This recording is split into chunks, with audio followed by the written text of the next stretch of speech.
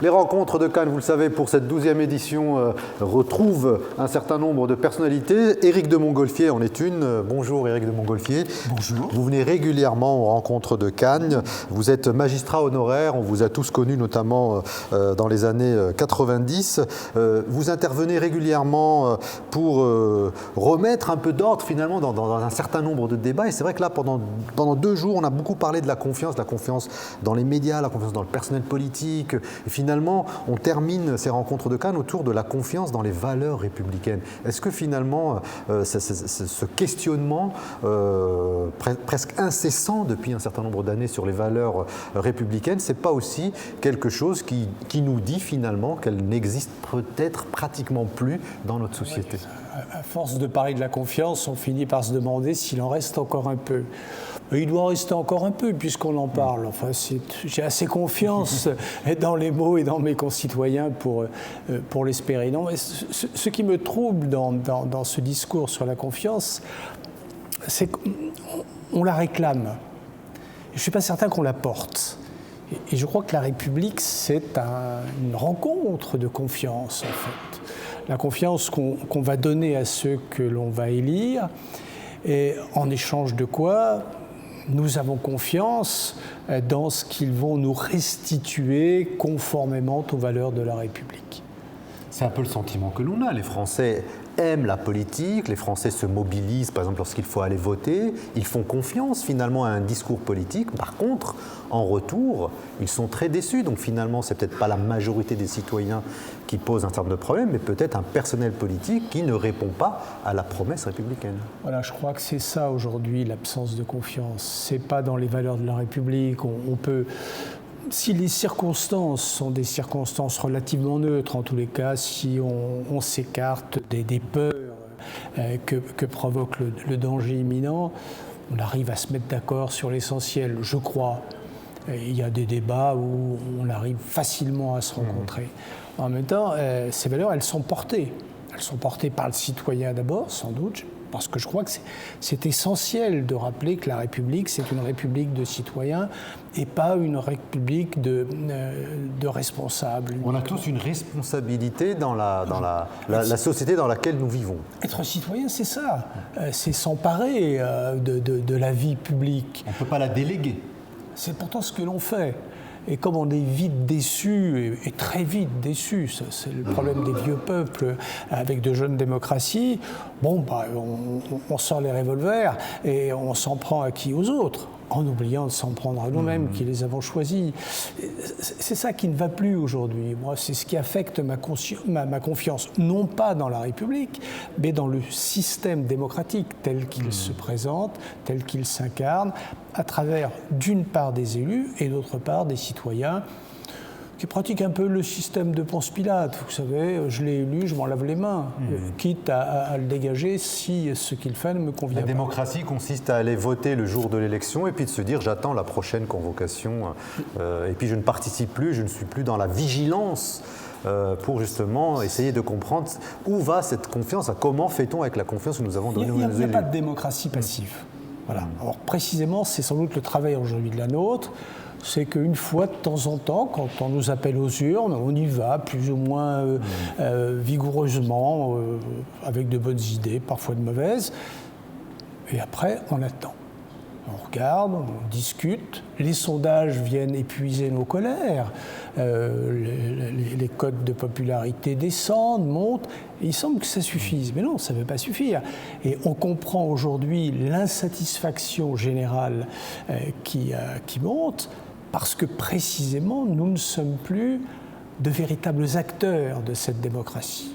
Est-ce qu'on a identifié, Éric de Montgolfier, les blocages, les empêchements finalement que rencontrent les citoyens pour justement intégrer ces partis politiques, en inventer s'il le faut, recréer d'autres mécanismes démocratiques pour justement régénérer la démocratie? Ou est-ce que finalement ce n'est pas les partis qui verrouillent finalement le débat politique avec une certaine connivence médiatique, ça a été évoqué ici à plusieurs reprises, et donc finalement c'est un système qui se protège, qui joue le jeu, qui enthousiasme les foules quand il le faut et qui explique qu'on ne peut on ne peut rien faire de plus que ce que nous faisons et que finalement, toutes nos difficultés prennent leur source bien plus loin qu'on peut l'imaginer. Alors on a un peu peaufiné le système avec les primaires. Donc je dis, c'est bien, ça ouvre rien du tout. Les primaires étant entre les mains des partis, puisqu'il y a des systèmes de parrainage, de quotas. Puis il y a eu des hautes autorités qui sortent de je ne sais où, qui viennent dire oui, cela, pas cela. Oh tiens, pourquoi? Mais il n'y a pas d'ouverture. Simplement, il y a encore un niveau supplémentaire. Bon, je ne crois pas qu'il soit très démocratique. Pourtant, il a suscité une sorte d'enthousiasme. Des tas de gens sont venus même donner de l'argent pour voter, c'est vous dire. Bon, on voit bien qu'il y a quelque chose qui se produit. Est-ce qu'on peut dire que c'est un artifice? Ah oui, tout à fait. Pour moi, c'est vraiment la République des faux-semblants de ce point de vue-là. On donne l'impression aux citoyens qu'ils en sont et ils acceptent le faux-semblant, voilà, ils se précipitent. Mais en même temps, ne nous trompons pas, ils se précipitent, pas pour élire, mais pour dégager.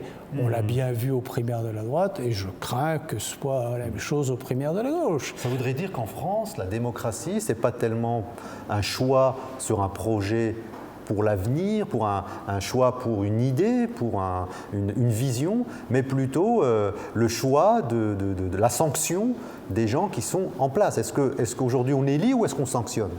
J'ai un peu l'impression que c'est du baltrap, vous savez, la démocratie aujourd'hui. On élit des gens et puis quand ils prennent leur vol, on tire. Voilà, c'est plus que ça. Donc on les voit disparaître les uns après les autres. Bon, je ne veux pas dire qu'ils ne l'aient pas cherché quelquefois, mais mais pas tous tout de même. Il y a quelque chose qui me rebute un peu. Alors qu'il y en a quelques-uns de mauvais, on le sait bien, qui n'ont aucun goût pour la probité, pour l'intérêt général. Mais il y en a sans doute d'autres. Mais même ceux-là ne trouvent pas grâce à nos yeux. Voilà. Nous sommes vindicatifs et non participatifs à la démocratie. Alors, il y a eu des chercheurs ici, des responsables, des politologues qui nous ont dit tout au long de ce week-end, donc dans le cadre des rencontres de Cannes, que finalement les Français, certes, avaient une méfiance vis-à-vis de leur classe politique. Hein, les chiffres sont désastreux en termes d'image et de confiance. Mais en même temps, il y a un certain nombre d'institutions pour lesquelles les Français ont un vrai enthousiasme, une vraie confiance, et notamment les institutions hospitalières, même l'école.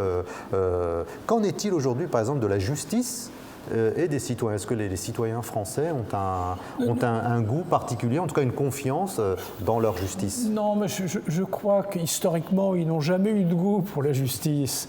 D'abord parce que la justice, c'est d'abord un idéal. Alors un idéal aux mains des hommes, c'est rarement bien servi, enfin pas de manière très, très égale. Mais de toute façon, ça ne peut que décevoir.